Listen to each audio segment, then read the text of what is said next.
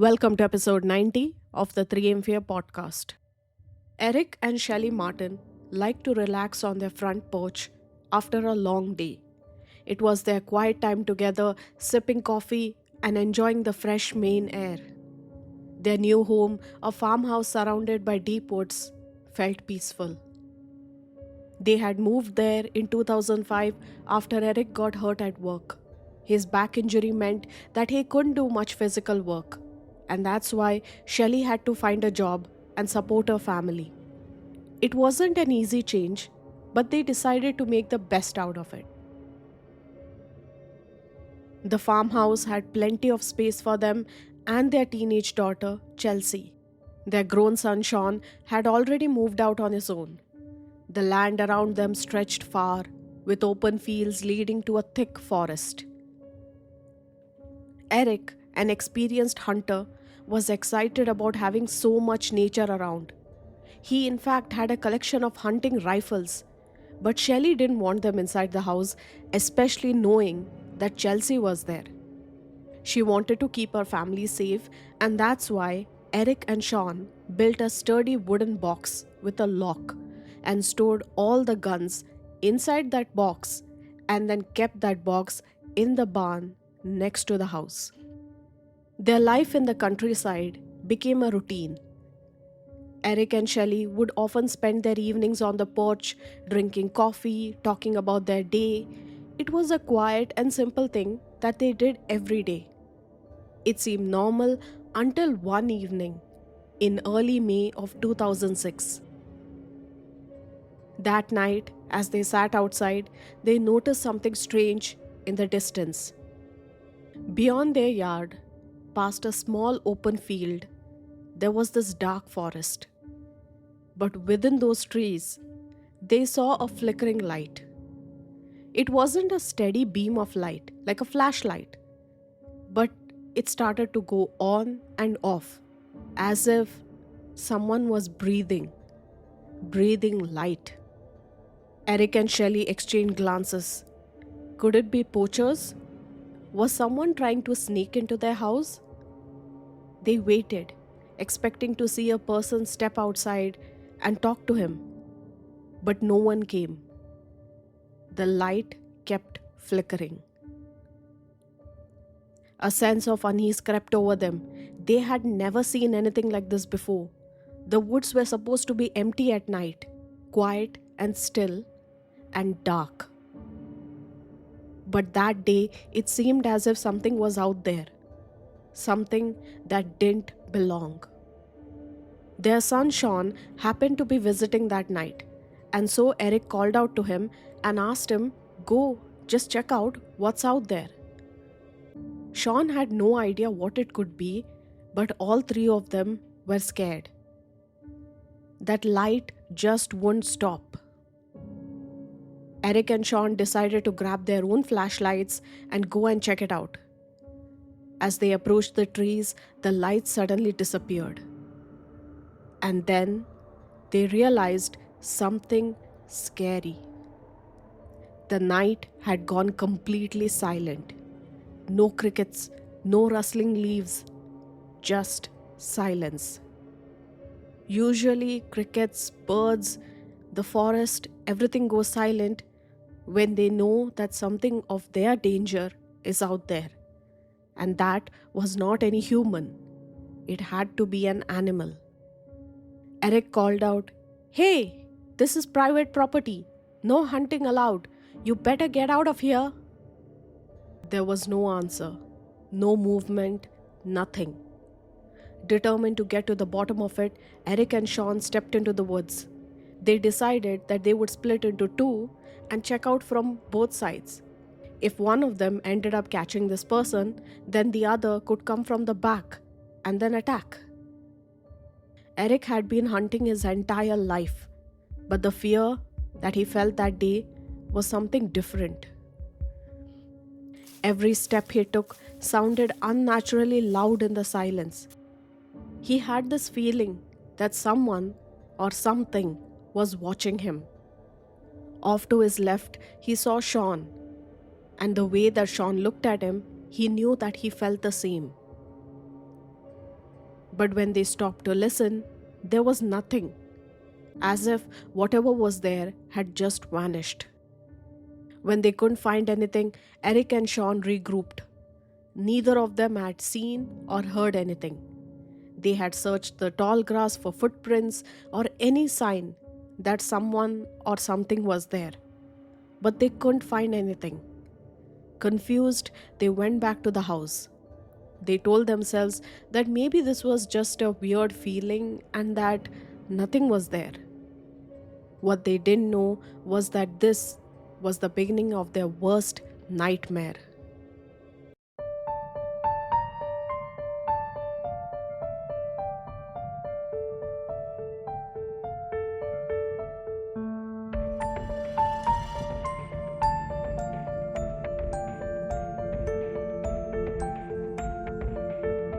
Hello and welcome to the 3 AM Fear podcast. I'm Nikita Ferrao, mystery and thriller author. On this podcast, I talk about real crimes and real people. Due to the graphic nature of some of this content, listener discretion is advised. You can find the episode show notes on my website 3amfear.com. Let's get started.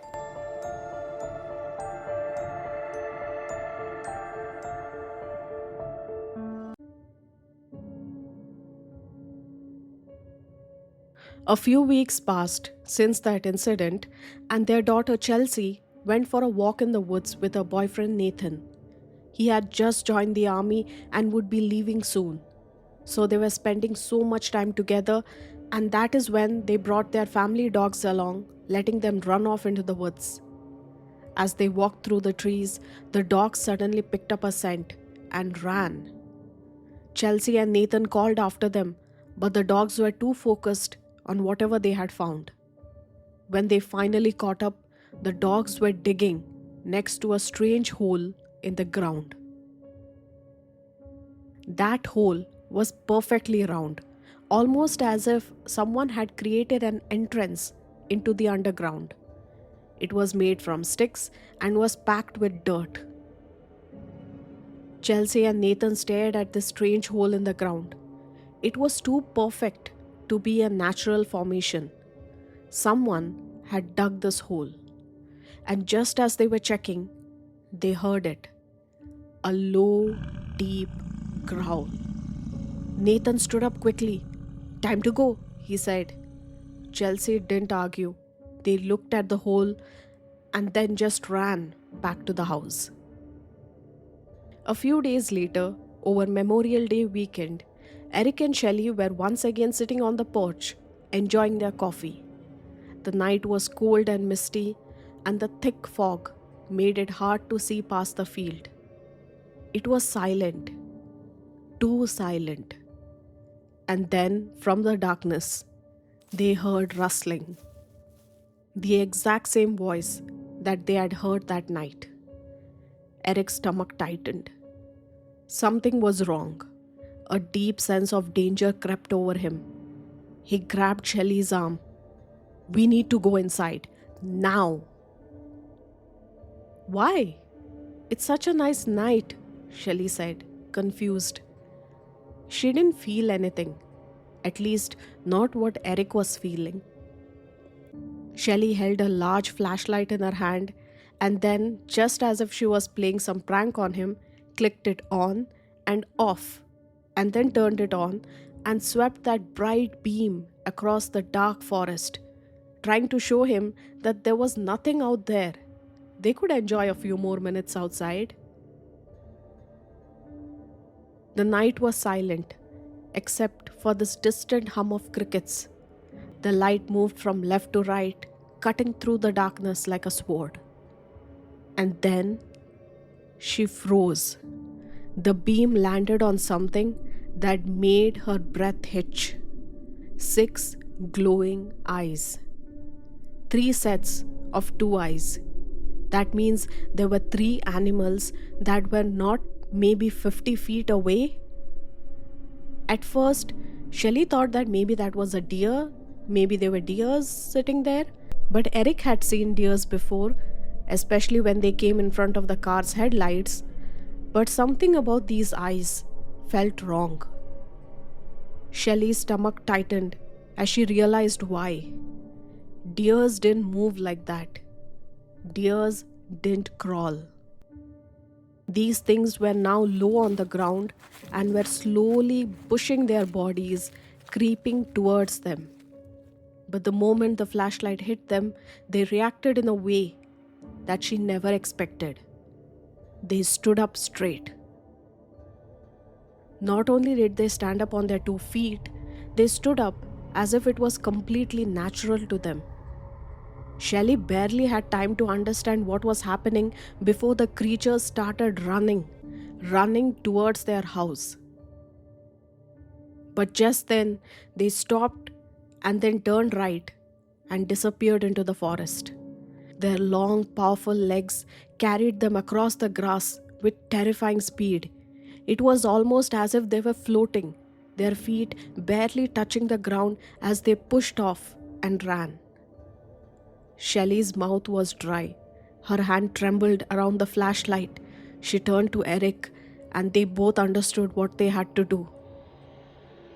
By now, whatever the creatures were, they were closer, and Shelley could see them clearly.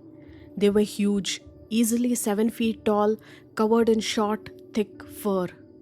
One had a light brown coat, while the other two had darker, blending into the night. It wasn't just their size that scared her, it was their faces. She would later go on to say that their heads were covered in longer, wild fur that framed their sharp features. Their ears were nothing like a dog, starting low near their jaws and then stretching high above their head, making them look even taller. Their muzzles were broad and powerful like a wolf, but their noses were wide and flat. And their tails were short, stubby things barely a foot long. Shelley's mind raced. What were they? Were they watching her? Hunting? Their legs were shaped like a dog's legs, but thicker and stronger, more like a powerful kangaroo. Their feet weren't like paws. They had this strange long arch with a heel, almost like human, but they didn't walk like human. They ran on their toes, and instead of normal toes, they had large clawed paws, the long sharp nails catching the faint glow of the flashlight. That was it. That was enough. Shelley and Eric turned and ran into the house, their feet pounding against the wooden porch as they almost fell, slamming the door shut behind them. They stood there, backs pressed against the door, gasping for air. Their hearts pounded in their chest so hard that Shelley could hear her own pulse in her ears. Her fingers were clenched so tight around the flashlight that she felt her knuckles going white. For a long time, neither of them said anything. They just listened, waiting to see if those creatures were still there. And then, the moment that they dreaded, they heard. Something scratched the door. Shelley turned around and shined her flashlight out of the window. She had to see what those creatures were and understand why they were there. But before she could get a good look, Eric pulled her down to the floor. "Don't give them a reason to come inside," he said. Realizing the windows were all still open, Shelley jumped up and ran around the house, shutting every single one. As she did, she called for her 2 hunting dogs. But the dogs were silent. And this was strange because they were always obedient, and as soon as she would call them, they would come running. As she got into the laundry room, she heard a sound. A cold fear gripped her. Was one of the creatures already inside the house? She stepped into the laundry room cautiously and found her 2 dogs curled up next to the dryer, shaking and whining. They knew something was wrong. Then she thought of Chelsea, their daughter, who was still asleep upstairs. She rushed to her room and started shaking her, pulling her to the window. "You have to see this," she said. Chelsea was groggy and irritated. She was still half asleep. Rubbing her eyes, she looked outside. And in the dim light, they could see those figures. They were watching. "Yeah, a wild animal? Imagine that," Chelsea said, and then went back to sleep. She was too sleepy to understand what her mother was saying. On the other hand, Eric was downstairs, cursing himself for not having guns in the house. He had always told himself that he was the protector of the family. But now his family was in danger and he had no guns with him. He had listened to his wife and kept the guns in the barn. Now it was all useless. Desperate, he thought of the truck. Maybe if he could reach it, they could escape. It was only 25 feet away, but it felt like a mile. He grabbed his keys, took a deep breath, and stepped outside. The night was thick with silence as he slowly walked towards the truck. Just as he reached it and raised his keys, the motion sensor light on the barn suddenly turned on. The sudden brightness scared him so badly that he dropped his keys. Heart pounding, he bent down, grabbed them, and stood up. And just then, in the reflection of the truck's window, he saw the figure walking closer and closer to him. Eric stood frozen, his heart pounding as he watched the creature creeping closer. It placed a clawed hand on the fence, preparing to jump over. But just as the yard light hit its skin, it hesitated and then backed away into the darkness. Eric didn't waste a second. He turned and ran into the house, even though his arm was hurting. He stumbled through the door and slammed the door shut behind him. Shelley spun around, her face mixed with shock and fury. "Are you crazy? You went outside? What if they got in? What if something happened to you?" Eric was still gasping for breath. He shook his head. I just had to do something." Realizing they couldn't handle this alone, they decided to call for help. But the 911 operator wasn't much of a help. They told, "Maybe it's just a bear. Stay inside, lock your doors, we'll check in the morning." That's when Eric and Shelley realized no one was coming for them.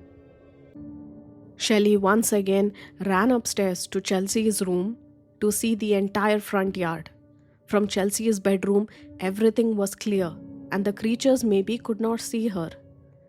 She could still see them.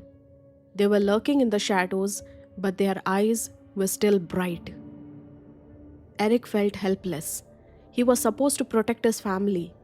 How was he supposed to do that? But just then he remembered, when the lights turned on, the creatures ran back. So was light their weakness? Eric decided to make a plan. He told himself, if I can get into the barn and turn on the motion sensor light, maybe I can grab a gun. Even though Shelley didn't want him to do that, he once again stepped outside. He started waving his arms in the air, trying to trigger that light. And finally, it turned on. And just as the light turned on, he turned and he realized he was surrounded with creatures, and they were getting closer and closer. He knew that there was only one way he could protect himself, and that is get back to the house. Forget about the guns, they were not going to help him. The creatures moved in the shadows faster than he had ever seen. The only way that he could survive was if he ran back to the house. But the light would stay on only for a few seconds. As soon as he stepped out, the light would turn off, and the creatures were moving faster than he had ever imagined. Eric closed his eyes, said a prayer, and then ran to his house. And just as he reached the porch, the light went off. He ran for the door, slamming it shut just in time as the creature came to a stop. The family sat together, knowing that they had no choice but to wait out the night, hoping that the creatures would not enter the house. Eric and Shelley sat together, listening to the unsettling sounds coming from outside. The creatures were close. They could hear them moving through the grass, heavy footsteps pressing into the earth. It was as if the very ground beneath them trembled or shook with each step. Shelley pressed a hand to her mouth, trying not to breathe. The sounds outside weren't just rustling and movement. The creatures were making noises, low growls mixed with something else, something that sounded like speech. They were talking, but through these growls. She whispered to Eric, "It sounds demonic." Eric swallowed hard, gripping the edge of the couch as he listened. These things weren't just passing by, they were sitting outside and waiting. Shelley finally decided it was time to wake up Chelsea. Their teenager had slept through most of the night and she had no idea the horror that was waiting for her outside. Shelley shook her. "Get up! You need to get up!" Chelsea sat up, groggily rubbing her eyes. "What's going on?" "We don't know," Chelsea admitted, "but we need to get ready for anything." The family got together in the master bedroom, sitting together and waiting for morning. Sleep was nearly impossible, but by 1:30 a.m., they were all too tired. The noises had quietened, and neither of them tried to move. When the first light broke through the window, Shelley slowly crept towards it, heart pounding. She peeked outside, holding her breath. The creatures were gone, or at least it looked that way. Eric joined her at the window. The grass was still wet with the morning dew, but here and there were patches, like someone had been sitting there or maybe walking around. "They were real," Shelley whispered. "We are not crazy." Eric wasted no time in calling Sean and asked him to come over. When Sean arrived, the two of them carefully circled the house, looking for any evidence of what might have happened. And it didn't take long for them to find it. In the dirt and damp grass, they saw them. Footprints, large, deep impressions in the earth shaped like massive canine paws. These definitely belonged to an animal, but it didn't seem like an animal that anyone would know of. Eric and Sean exchanged a look. "What the hell were those things?" Sean asked. "I don't know," Eric admitted. "I have no idea." The image of the creatures from the night before flashed in his mind. The way they had moved, the way they had watched, the way they'd seemed to communicate. He didn't know what they were, but one thing was sure. They weren't just animals. And the scariest part, this wasn't just a random encounter. Something about this land, its house, it had a history. Eric started noticing strange things almost immediately when they had first moved into this old farmhouse. He often saw a little girl, no older than 12, with dark brown hair, running around the house. She wore old-fashioned clothes and laced-up leather boots, looking as if she had come from another time. Her expression was always unhappy, almost angry. She never spoke, and even when Eric tried to ask her, she just ran. On several occasions, he even heard the faint sound of footsteps moving up the stairs, but when he went to check, he saw no one. One night, Eric and Shelley were asleep in bed, and their two dogs were curled up at the foot of the bed on their cushioned dog beds. The house was quiet. The only sound, the soft breathing of the dogs. Then, out of nowhere, Shelley felt a sharp slap on her foot. It wasn't a light brush or a nudge, it was a firm slap. She suddenly woke up and turned on the bedside lamp. She thought maybe it was one of the dogs, but no, they were fast asleep. In fact, they were fast asleep on Eric's side. Now, for Eric and Shelley, one good thing was that from the beginning they had only been renting the farmhouse while searching for a more permanent house. And this was the perfect opportunity for them. They had been thinking about moving to a new house, and after this night's event, they decided they were going to do it right now. And of course, new families moved in, and over the years, different families came and went. Each one would talk about their own strange happenings.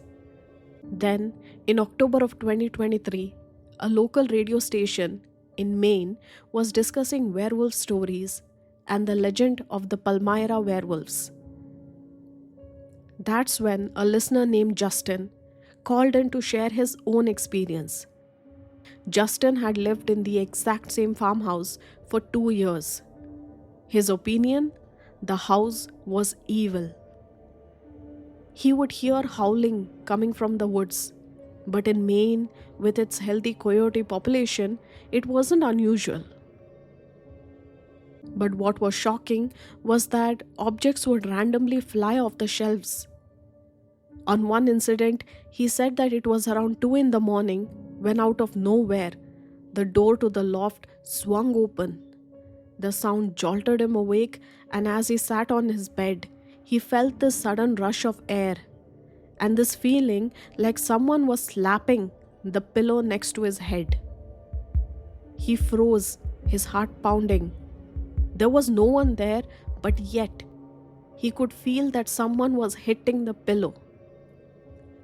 His wife had her own encounters. One afternoon, while doing laundry, she placed 2 baskets, one on the washing machine and one on the dryer. As she turned away for a moment, both baskets suddenly flew off the machines and crashed into the floor as if someone threw them.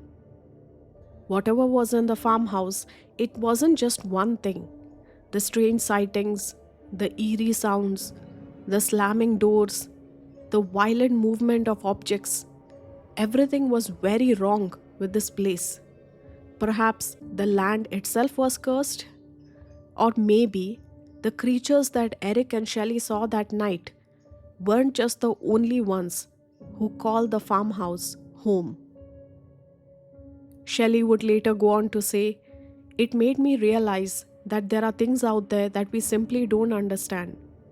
I don't believe those creatures were entirely of this world, and to this day, I still wonder what they wanted from us."